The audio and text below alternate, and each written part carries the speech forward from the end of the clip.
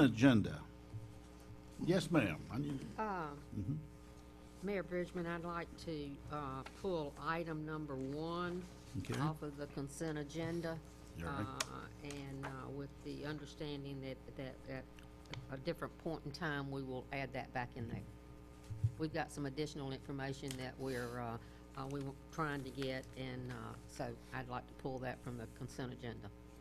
Okay. I will second. Discussion. All in favor? Thank you. Item 1 just is pulled. Is there a motion to approve the consent agenda? So moved. Second. Discussion. All in favor? Okay, regular agenda.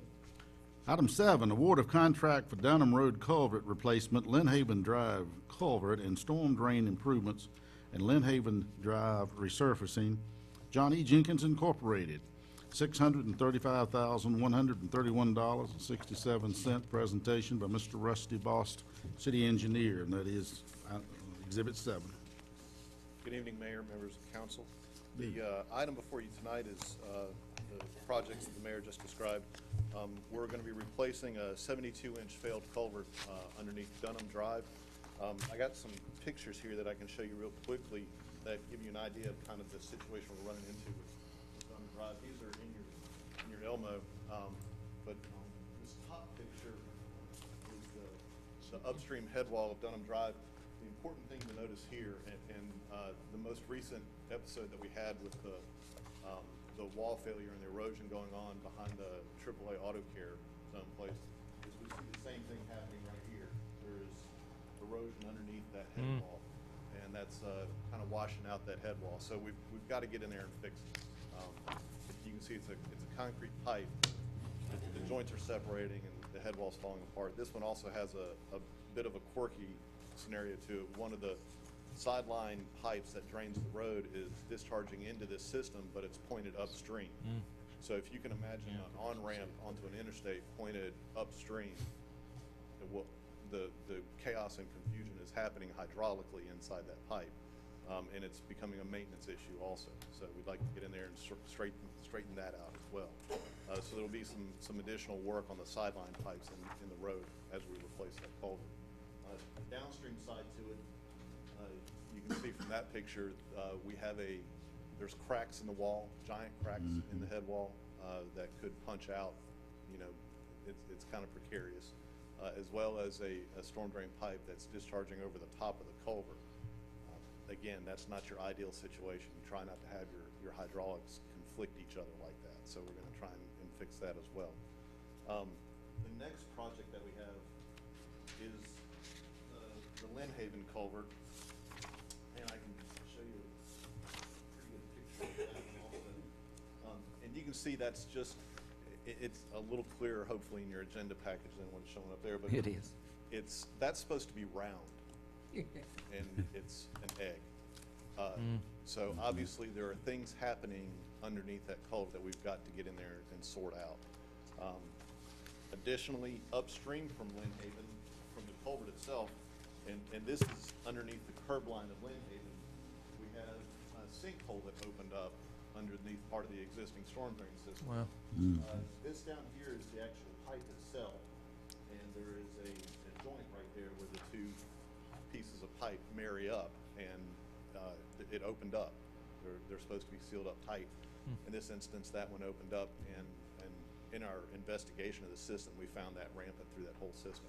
So we'll be replacing that entire system as it runs up Lynn Haven Road to the next street crossing there. Additionally, as part of this, we're going to be doing some resurfacing on Lynn Haven. This was a part where we intended with the Geo Bond project to resurface all the way up to Dunham. When we found this going on with the Lynn Haven culverts, we obviously said we're not going to pave over a street just so we can come in here and tear it out when we do the stormwater project. Also, additionally, and I'll put this on the map out of the agenda item for the culvert project, we have this residence here and this residence here on Lynn Haven are also applicants in our off right-of-way assistance program. They're experiencing erosion from those creek banks that's eating into their property. And so, of course, with this project, we'll want to get, and we've gotten permission to enter from the property owners, and they've reviewed what we plan on doing, and they're agreeable to the solution. So we're going to get onto their property and slope those banks back and stabilize them. So that, in a nutshell, is the work that we're doing. Okay, okay, Mr. Kimball? Thank you, sir. Rusty, obviously, we want to repair this, but are we also taking into account a way to mitigate the effects of the hydraulic influence on these areas as we do this? Absolutely. Okay. Yes, sir. Everything that we do, we design to try and minimize that hydraulic chaos and all that erosion that goes on. We lay the slopes back. We use materials that can withstand that. We point discharge pipes downstream so that we're not creating that problem again. We absolutely try and go after those things. Yes, sir. So in effect, we would deem this, along with the mitigation efforts, to be a long-term fix in this area that would not rear its head Yes, sir. 10 or 15 years. Thank you. Yes, sir. Ms. Craig? Rusty, the time frame on doing the Lynn Haven culvert, and when are we looking about doing that? Because that is a major school in traffic pattern. The timeframe is, we've given each of these projects, we're allowing them different amounts of time independently of the other. Dunham Road Culvert Project has a specified amount of time. I can't remember off the top of my head, but the road closure itself is going to be, I put in the agenda item, I think about 4 or 5 weeks. Is that 7 weeks 7 is weeks. Dunham and 9 weeks is Linwood. So, but the project itself will be longer than that. There's ancillary work off the right-of-way that they can be doing when they don't have to have the road closed. The way we'd like to go with this, and the way we've expressed this to the contractor, is that they go to Dunham first, and we do Dunham. Dunham is going to be an impact to the travelers no matter what time of year you use it. It's a cut through, and it gets a lot of weird peaks, and we're going to address that.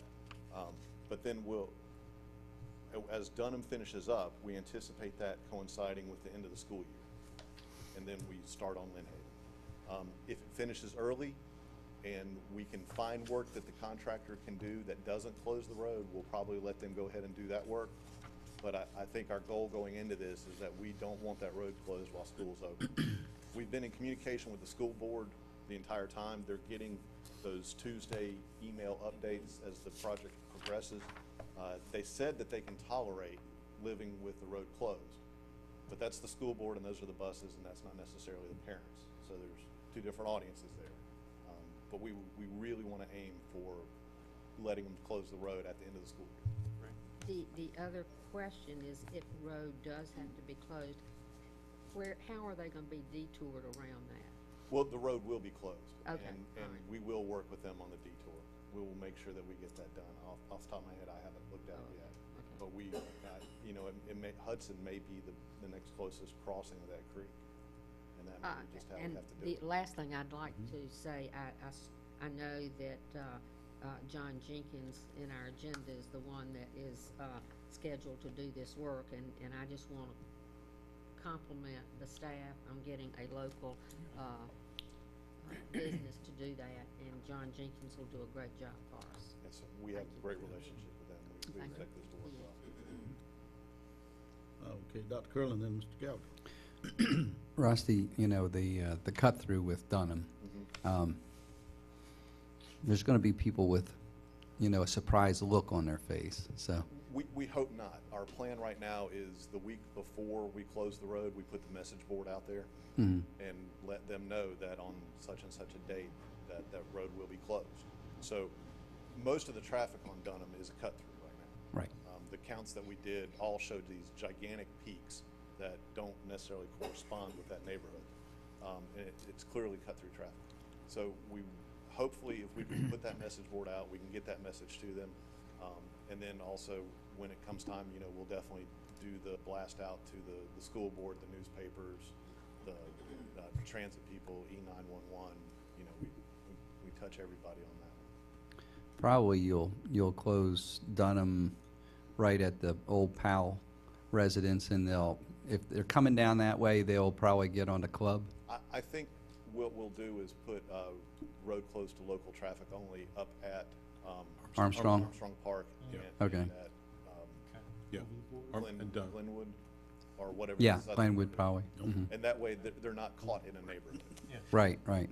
I'm planning on opening a lemonade stand in front of my We'll house be glad to sell for you, those that detour. we will be glad to sell you a privilege license. Thank you. Doctor, will it be 5 cents like on peanuts? I think that the council feels that it would be very appropriate on that message board, you just put Dr. Curlin's name and phone That's number right. We can put his on phone there. That's Call number, if they email need address. Any Yeah. questions, just call him. Street address. Right, yeah, absolutely, right. Mr. Gallagher. It is. It is. Rusty, two things. One, I'm one of the ones that use that cut through.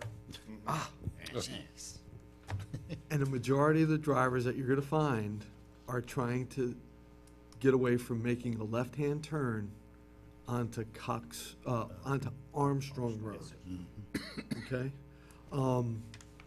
Can something be done with that traffic light to allow people to start turning there? Since we have 1,000 people during rush hour going that way, I think it would just be prudent and proactive on our part to allow that to occur. I hadn't thought about that, but that's a very good idea. We'll get up with the traffic cops and see if there's something we can do there. We could build a flyover. You still need Dr. Curlin's number on that. Yeah. But, Yeah, that was unanimous. The other thing I have is Lynn Haven Drive.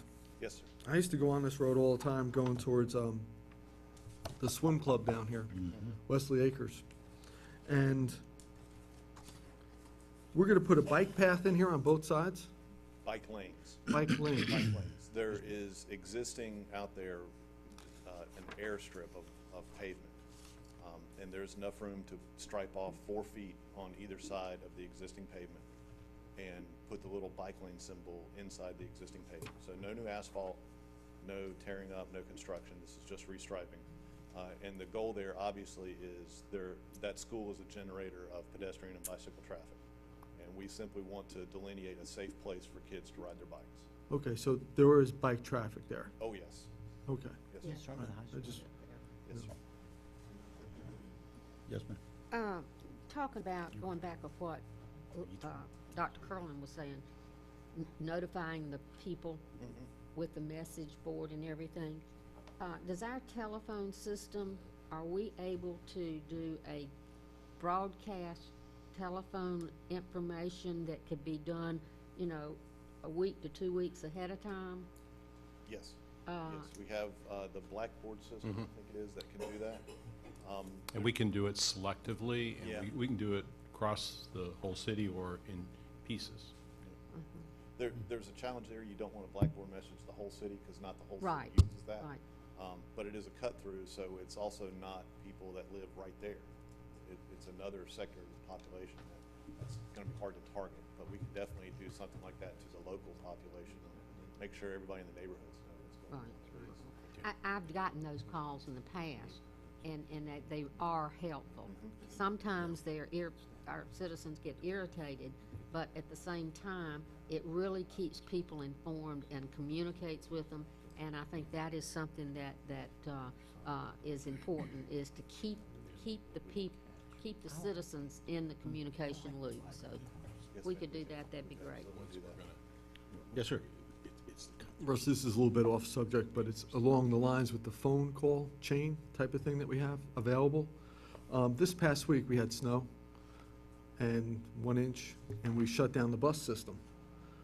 Is it possible for us to get phone numbers of people that ride the bus on a regular basis?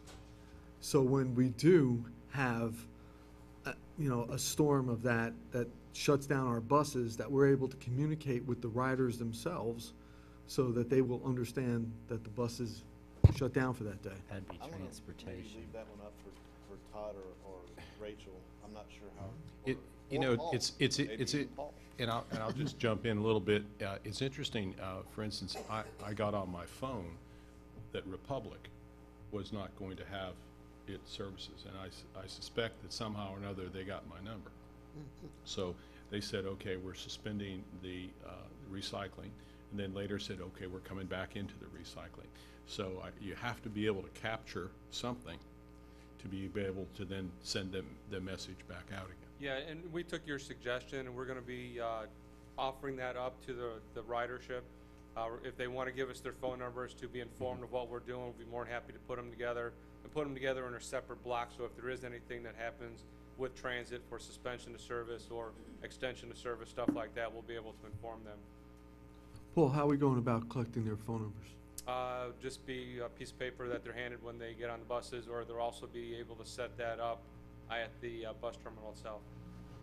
So they could just turn their phone numbers in at the bus terminal with the guy they could get the tickets from as well? And Yeah, we haven't gotten that portion set up yet, but we may also be able to do it right there, because a lot of it is on online service, to where you have the capabilities of doing, you can get a call, you can get a text, or you can get an email.